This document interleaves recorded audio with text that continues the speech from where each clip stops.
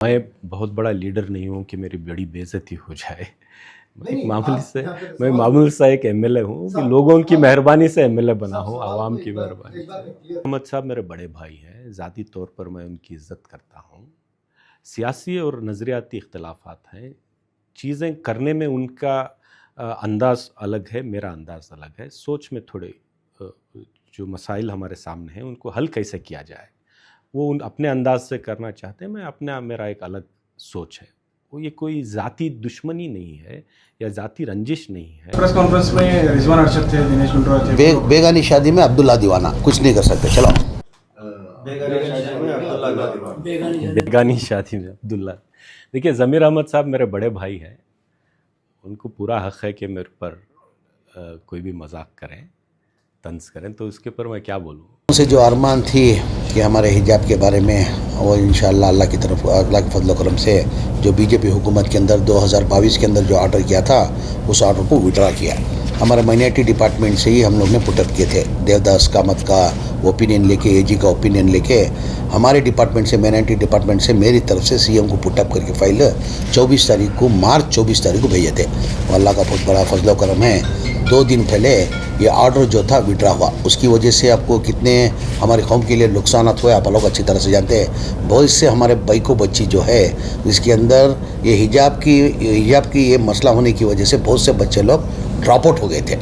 तो सर अल्लाह का बहुत मैं शुक्रिया अदा करता हूँ। हमारे हुकूमत के मुख्यमंत्री सिद्धरामैया जी का भी मैं शुक्रिया अदा करता हूँ कि ये जो बीजेपी के अंदर जो ऑर्डर गए थे उसको हम लोग ने विड्रा करा लिया।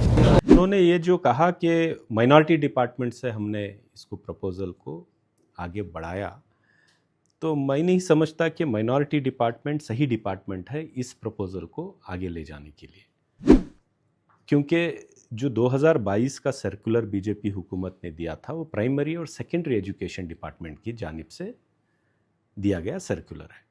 और ये डिपार्टमेंट का जो सर्कुलर होता है जिसके ज़रिए हिजाब को बैन किया गया, उसी डिपार्टमेंट को वापस लेना है, उसी डिपार्टमेंट को उस मसले का हल निकालना है। कि मिनिस्टर मधु बंगारप्पा हैं, उन्हीं के डिपार्टमेंट से इसको वापस लेना था। और मेरा इसमें कोई बहुत बड़ा रोल नहीं है। मुझे चीफ मिनिस्टर साहब ने कोऑर्डिनेशन के लिए कहा था कि आप कोऑर्डिनेट करें, सारे अलग अलग डिपार्टमेंट से इसका ओपिनियन लेना होता है, लॉ एक्सपर्ट से लेना होता है, और उसको सही तरीके से इसको डालना होता है।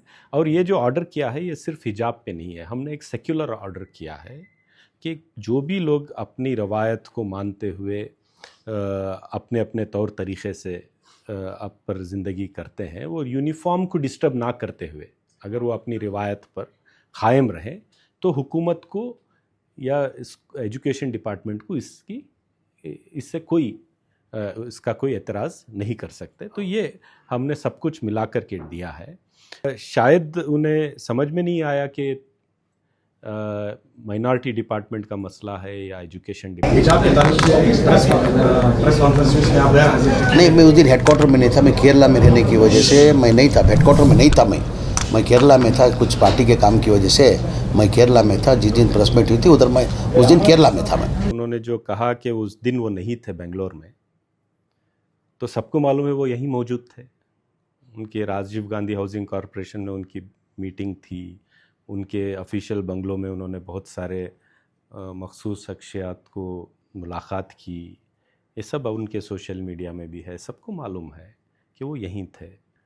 पता नहीं वो जाने अनजाने में क्यों लोगों को उन्होंने गुमराह किया कि वो नहीं थे। ये जो हिजाब का मसला हो या दूसरे हमारे जो दूसरे मसाइल हैं, ये किसी एक के घर की शादी या किसी एक के मीरास ये नहीं है कि वही काम करेंगे दूसरे नहीं करेंगे। ये जो मसले हैं ये कौम व मिल्लत के सामने बहुत बड़े चैलेंजेस हैं। सो जिन्हें जिन्हें मौका मिले उन्हें इसको हल करने के लिए पहल करनी होगी।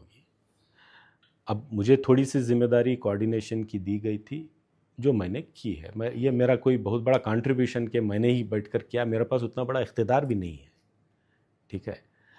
तो कोऑर्डिनेशन की बात थी, वो मैंने की है। मैंने वो भी चीफ मिनिस्टर साहब ने फ़ैसला लिया। मधु बंगारप्पा हमारे जो एजुकेशन मिनिस्टर हैं उन्होंने भी उसकी तायीद की और उसको एक तरीक़े से हल किया गया। और इस हल करने के बावजूद भी इस पे भी कानूनी अड़चनें आएंगी, सियासी बहुत बड़े फोर्सेस इस पे लगेंगे कि इस पर इसको कंडम किया जाए, इसको वापस लिया जाए, ये सब चलेगा।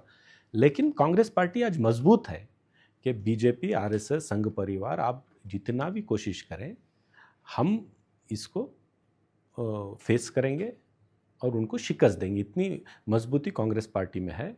और जब भी ऐसा मौका मिलेगा, मैं समझता हूँ हम सब एक होकर काम करेंगे, उसमें कोई